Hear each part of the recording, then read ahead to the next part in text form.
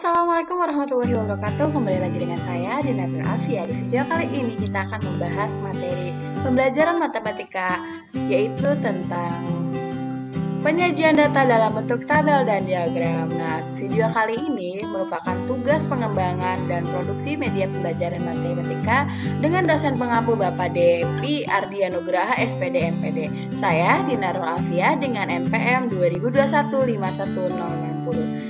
Nah, sebelum kita ke materi, kita harus mengetahui terlebih dahulu apa itu kompetensi inti, kompetensi dasar, dan indikator pencapaian kompetensi. Nah, yang pertama itu kompetensi inti. Nah, ini dia kompetensi inti untuk materi ini. Oke, next kita ke kompetensi dasar dan indikator pencapaian kompetensi.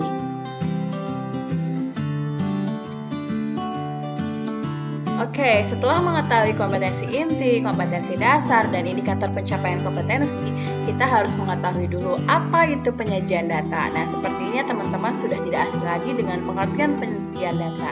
Oke, kita akan membahas bersama-sama.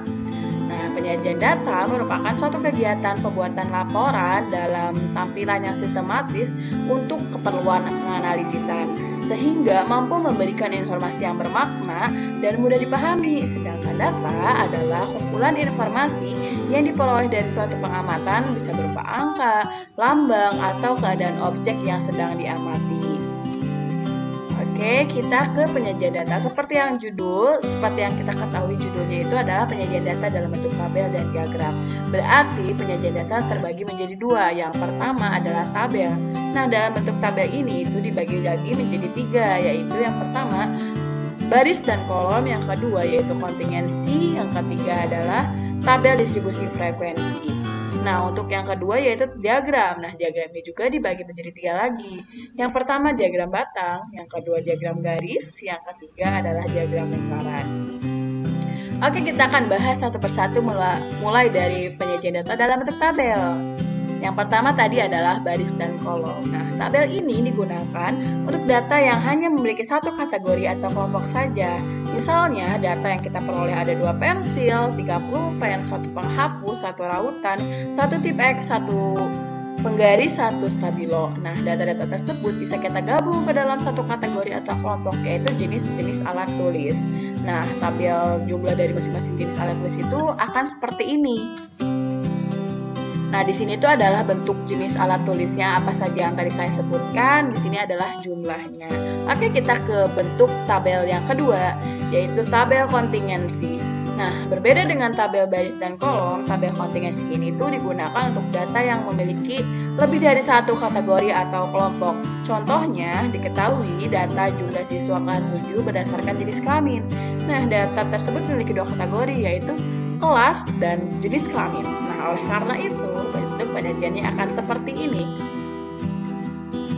Di sini ada kelas, di sini ada jenis kelamin. Nah, jenis kelamin itu terdiri berarti dari laki-laki dan perempuan. Untuk kelasnya, karena di sini adalah siswa kelas 7, berarti diketahuinya itu sampai kelas 7D. Berarti ini total keseluruhan siswa dari kelas 7 dan berjenis kelamin keduanya itu seperti ini ya.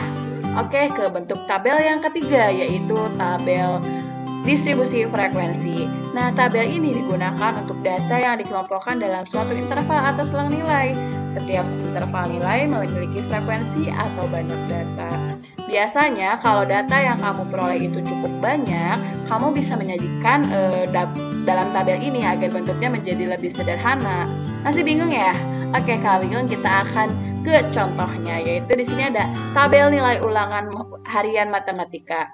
Nah, kalian perhatikan terlebih dahulu ya.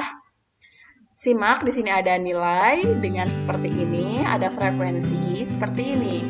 Oke, kita akan bahas satu persatu. Nah, berdasarkan gambar tadi ya, diketahui data nilai ulangan harian matematika siswa kelas 7A, jumlah siswanya ada 30 dan nilainya juga beragam, mulai dari 61 sampai 100. Nah, sebenarnya kita bisa menyajikan data tersebut ke dalam bentuk tabel baris dan kolom. Tetapi akan lebih sederhana nih jika membuatnya dalam bentuk tabel distribusi frekuensi. Jadi, data dikelompokkan terlebih dahulu ke dalam beberapa interval. Nah, kalau pada gambar terdapat 4 interval, yaitu 61 sampai 70 dengan nilai 61 sampai 70, 71 sampai 80 dan seterusnya. Tetapi perlu kamu tahu juga nih, setiap interval itu harus memiliki panjang yang sama.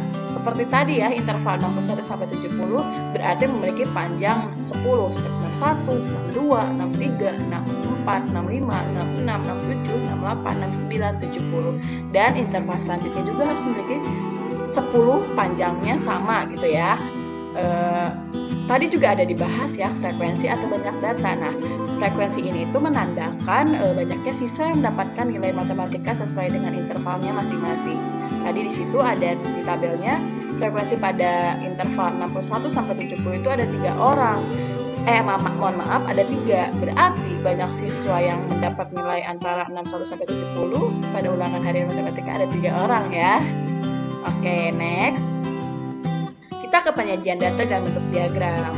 Tadi yang pertama adalah diagram apa coba? Masih ingat nggak? Ya, betul, diagram batang atau balok.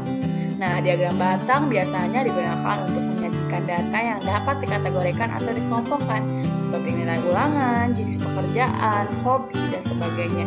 Dan juga data tahunan seperti harga barang dari tahun ke tahun, besar keuntungan dari tahun ke tahun, dan sebagainya. Nah, pada diagram batang, data akan digambarkan membentuk persegi panjang yang memanjang ke atas. Setiap persegi panjang juga harus memiliki lebar yang sama dan tidak boleh saling menempel ya, antara satu dengan yang lainnya. Misalnya nih, di sini ada contoh soal ya. Terdapat data tinggi badan siswa kelas 7A sebagai berikut nih, ada 131, 137 dan lain sebagainya ya. Ya, kita akan bahas. Nah, untuk membuat diagram batang, kita harus cari tahu terlebih dahulu nih banyaknya siswa pada masing-masing tinggi badan. Tapi data yang tadi kita peroleh itu masih belum berurut loh, atau masih acak. Gimana sih cara menyusunnya? Tadi kan sudah dibahas ya dalam tabel gimana cara menyusunnya. Karena kalau misalnya dalam data yang seperti itu atau masih acak, kita akan sulit untuk menghitungnya. Nah, kita harus mengurutkan dulu ya dari yang kecil. Supaya lebih mudah, seperti yang tadi saya sudah bilang, dan saya juga sudah jelaskan, kita ngurutinnya dalam bentuk tabel ya. Nah, akan seperti ini nih. Oke, setelah kita membentuknya atau menyusunnya dalam bentuk tabel seperti ini, setelah itu kita harus membuat sumbu datar dan sumbu tegak seperti ini ya. Yang saling berhubungan tentunya. Nah, sumbu datar di sini itu menyatakan sebagai kategori dan sumbu tegaknya menyatakan sebagai banyak data atau frekuensi dari masing-masing kategori. Kemudian gambar setiap data satu persatu secara berurut sehingga akan memperoleh gambar seperti ini. Nah, di sini tuh untuk tinggi badan 135 cm itu ternyata ada 5 orang siswa yang memiliki tinggi tersebut. Untuk yang 137 ternyata jumlah siswa yang paling banyak yaitu ada 10 siswa. Oke, next kita ke diagram yang selanjutnya yaitu diagram garis. Nah, diagram garis ini biasanya digunakan untuk menyajikan data yang berkelanjutan atau kontinu seperti jumlah penduduk setiap tahun, jumlah produksi barang setiap tahun, perubahan iklim dan cuaca pada rentang waktu tertentu dan lain sebagainya. Sesuai namanya, pada diagram garis data akan digambarkan bentuk garis loh, bukan batang ya, karena tadi kan udah dibahas ya. Nah, untuk cara menyajikan data dalam bentuk diagram garis hampir sama sih sebenarnya sama diagram batang, hanya langkah akhirnya saja yang berbeda. Nah, kita perlu menarik garis secara berurut dari titik-titik yang telah kita sesuaikan dengan data. Sebagai contoh, kita bisa menggunakan data yang sama seperti diagram batang. Nah, kita sudah dalam bentuk tabel seperti yang tadi ya, data yang tadi. Nah, berarti diagram garisnya akan seperti ini. Untuk selanjutnya yaitu diagram lingkaran atau pie. Nah, diagram lingkaran biasanya digunakan untuk menyajikan data yang dapat dikategorikan atau dikelompokkan. Di sini data akan digambar dalam bentuk lingkaran yang terbagi menjadi beberapa juri. Nah, ibarat contoh itu pizza. Kita kan punya satu buah pizza bulat itu tuh. Nah, itu dibagi. Nah, itu tuh yang dimaksud dari terbagi menjadi beberapa juri. Nah, juring-juring ini dapat dinyatakan dalam bentuk persen atau derajat. Besarnya persentase atau derajat dipengaruhi oleh besar nilai atau frekuensi data, sehingga setiap juring akan memiliki ukuran yang berbeda-beda. Jika juring dinyatakan dalam persen, maka untuk satu lingkaran penuh itu total persentasenya adalah 100%. Sementara jika juring dinyatakan dalam derajat, maka untuk satu lingkaran penuh itu total sudutnya adalah 360 derajat. Nah, untuk membuat diagram lingkaran, kita harus tahu dulu nih, atau kita harus menentukan dulu berdasarkan persentase atau sudut setiap kategori datanya terlebih dahulu. Kita bisa menggunakan rumus ini. Untuk dalam bentuk derajat, berarti frekuensi per jumlah data dikali 360 derajat. Untuk dalam bentuk persen, frekuensi per jumlah data dikali 100%. Nah, frekuensi di sini itu menjelaskan banyaknya data dari masing-masing kategori. Nah, jumlah data ini itu untuk jumlah keseluruhan dari frekuensi itu. Setelah kita mengetahui atau setelah kita kategori semuanya sudah diubah ke dalam bentuk persen atau derajat, kita bisa langsung membuat diagram lingkaran dan membaginya sesuai dengan besarnya masing-masing. Gunakan unsur derajat ya, supaya pembagiannya bisa lebih tepat. Sekian pemaparan materi kali ini. Semoga bermanfaat. Sampai jumpa di video selanjutnya. Terima kasih. Jangan lupa subscribe. Bye-bye.